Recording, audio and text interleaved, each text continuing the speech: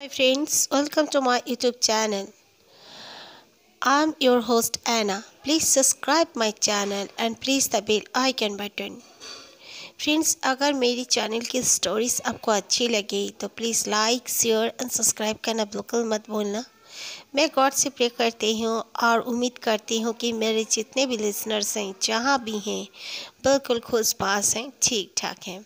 आज की जो स्टोरी शेयर है इनका नाम है गुड़िया। गुड़िया अपने पड़ोस की एक आंटी की स्टोरी हमारे शेयर करना चाहती हैं। गुड़िया बताती हैं कि उनका जो पड़ोस में घर था वहाँ पे पहले एक काफ़ी एजेड कपल रहा करते थे। उनको दादा दादी कहा करते थे गुड़िया लोग। तो उनका बेटा और उनका बहू जो थे वो लोग दूसरे सिटी में रहते थे क्योंकि उनके बेटे का जॉब था। फिर ये जो एजेड पर्सन थे कुछ दिन बाद इनके जो बीबी का उनका डेथ हो गया। तो डेथ हो जाने की वजह से उनका जो बेटा था, उनका बेटा और बहू वो लोग इनके घर आ गए। और इनका बेटा बहुत ही ट्राई करके इनके पापा को अकेला नहीं छोड़ेंगे बोल के उन्होंने क्या किया, अपना जो बीबी को अपने पापा के पास छोड़ दिया। उनके 2 बच्चे थे, एक बेटा और बेटी, वहाँ पर छोड़ दिया और कहा कि मैं यहाँ पर ट्रांसफ़र कराने का कोशिश करूँगा। तो ये लोग रह गए और वो जो बेटा था ये बूढ़े आदमी का वो अपने जॉब प्लेस में चला गया। उसकी माँ का मृत्यु के बाद जो भी होता है, जो भी किया जाता है, श्राद्ध वगैरह सब कुछ हो जाने के बाद वो चला गया बेटा और ये लोग बाकी सब घर पर रह गए।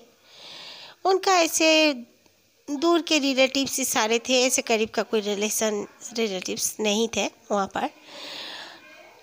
तो एक दिन क्या हुआ, वो जो भाभी थी यानी कि वो जो बूढ़े आदमी का जो बहू थी वो भोर में उठकर रोज़ पहले कुछ काम बाहर का जैसे कि बर्तन धोना वगैरह, कपड़े धोना, फिर नहा कर पूजा करके वो माँ तुलसी के पास आकर पूजा करती थी। अगरबत्ती और फिर पानी देना, घंटी उंटी बजा के ऐसे पूजा किया करती थी।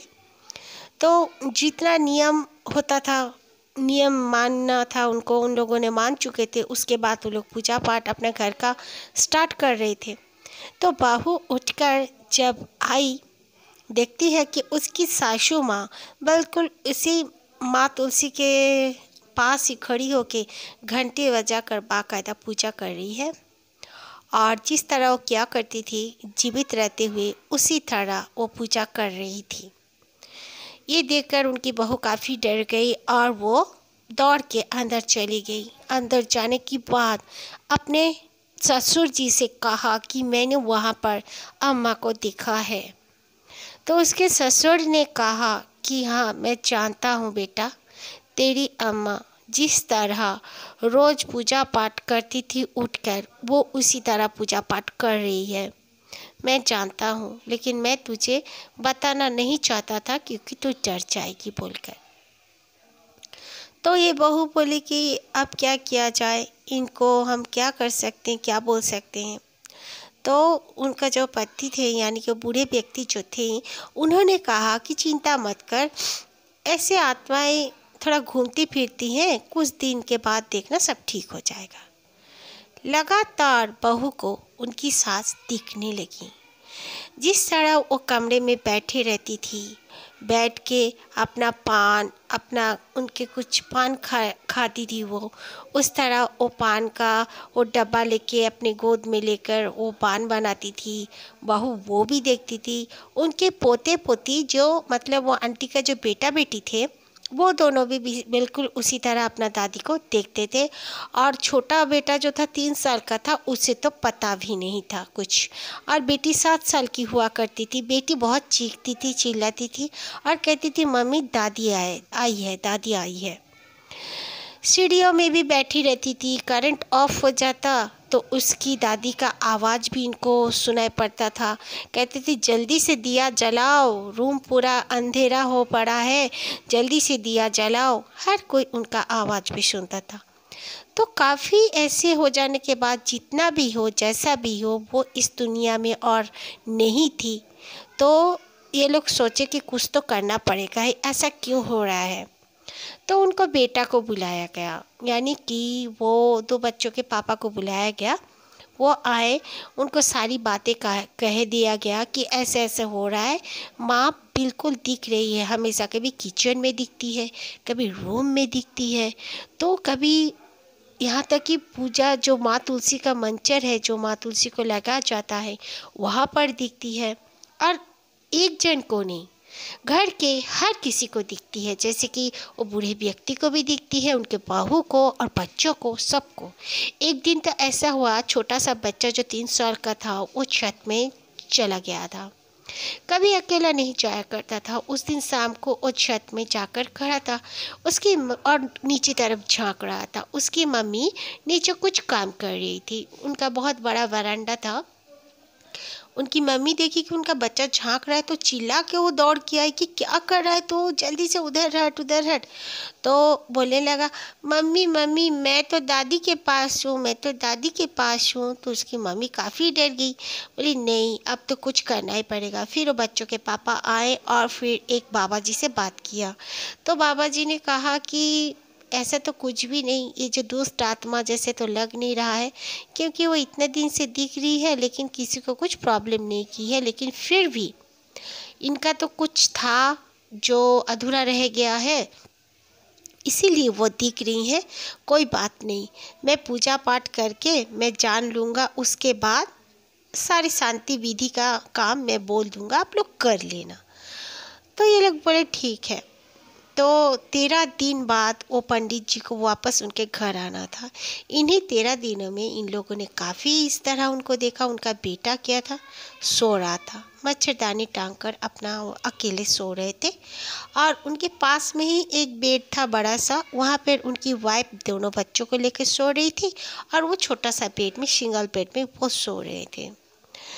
तो अचानक से देखते हैं उनके पैर के सामने में कोई खड़ा है और उनके पैर में हाथ दे रहा है। तो वो जल्दी से उठ के बैठी, पहले नहीं समझे, फिर देखा कि उनकी मम्मी है। बिल्कुल नाइट बल्ब में देख रहे थे, लेकिन उनकी मम्मी बिल्कुल ट्रांसपेरेंट दिख रही थी, जैसे कि आर पार उनका दिख रहा था।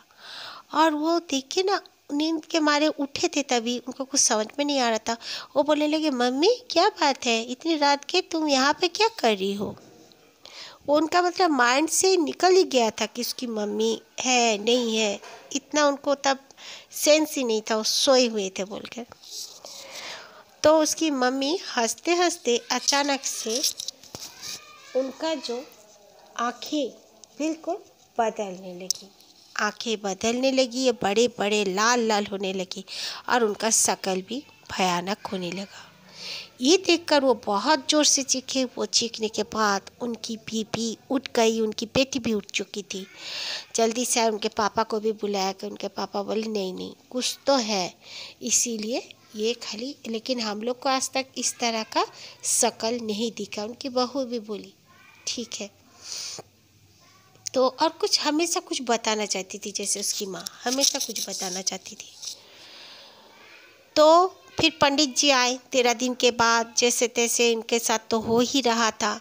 कभी वो किचन में उसी तरह दिख जाती थी, तो उसके पापा बोलते थे कोई बात नहीं, खाना ढूंढने आई होगी, भूखी होगी, उसके लिए खाना दे दो। यहाँ तक कि वो लोग किचन में रात को कुछ खाना रख दिया करते थे, और वो अच्छी तरह से सजा कर किचन को साफ़ सुथरा करके या तो डाइनिंग टेबल में रख दिया करते थे। तो सुबह उठ के देखते थे वो खाना बिल्कुल ख़त्म हो जाए रहता। पंडित जी आए, पंडित जी ने कहा कि आप लोग उनके लिए खाना पीना रखना बंद करो, वरना उनका मुँह यहाँ से छूटेगा ही नहीं, ठीक है। वो चली जाएंगी। वो आप लोग से यही कहने के लिए आती है बार बार, आपका जो बेटा है, आपका बेटा शादीशुदा 2 बच्चों का पापा होने के बावजूद भी उसका दूसरे औरत के साथ अफेयर चल रहा है। तो बस आपकी माँ इसीलिए अशांत हो चुकी है। आपकी माँ ने मतलब उनका जब तबीयत ख़राब हुआ था, एक बार आपका बेटा आया था यहाँ पर, वो फ़ोन पे बात कर रहा था। आपकी माँ ने ये बातें सुन चुके थे और आपके बेटे से बात भी की थी, उनको डांटा भी था, लेकिन बेटा आपका सुधरा नहीं। इसीलिए आपके जो मतलब पत्नी है, वो बूढ़ी औरत है, ये जानती है बोलकर यही बात बहू को और आपको बताने के लिए आया करती थी और कुछ नहीं। देखना अभी उसको शांति मिल जाएगा। और कुछ कुछ बोलते हैं, गया जाकर कुछ कुछ करते, वो सारे करके आ गए और बेटा को कहा कि अगर तू दूसरी औरत के साथ अपना रिलेशनशिप नहीं छोड़ेगा तो तू इस घर से निकल जा, तेरी ज़रूरत नहीं है। उसके पापा ने कहा, वो बूढ़ी व्यक्ति ने, उनका पेंशन वगैरह आता था, उनका ज़मीन जायदाद वगैरह भी थे, वो कुछ कमी नहीं था। उन्होंने कहा मैं अपने पोते पोती को भी पाल लूँगा, अपनी बहू को भी पाल लूँगा, कोई बात नहीं, तू जा सकता है, लेकिन तू अगर मेरा बेटा बन के रहना चाहता है तो तू जल्द से जल्द अपना वो रिलेशन ख़त्म कर। और वाकई में वो लड़का बहुत ही शर्मिंदगी महसूस किया, शर्मिंदा हुआ, माफ़ी मांगा और उसने रिलेशन ख़त्म कर दिया और वो जॉब भी छोड़ के आ गए। गुड़िया बताते हैं कि उसने वो जॉब भी छोड़ के आ गए वो भैया, और इसी सिटी में उन्होंने कुछ जॉब भी कर लिया था। Okay, thank you friends. अगर आप लोग का स्टोरी अच्छी लगे, आप लोगों के साथ घटी हुई भी इंसिडेंट आप लोग ज़रूर से ज़रूर मेरे साथ शेयर करें। कमेंट बॉक्स में भी कर सकते हैं या तो मुझे इंस्टाग्राम में फॉलो करें।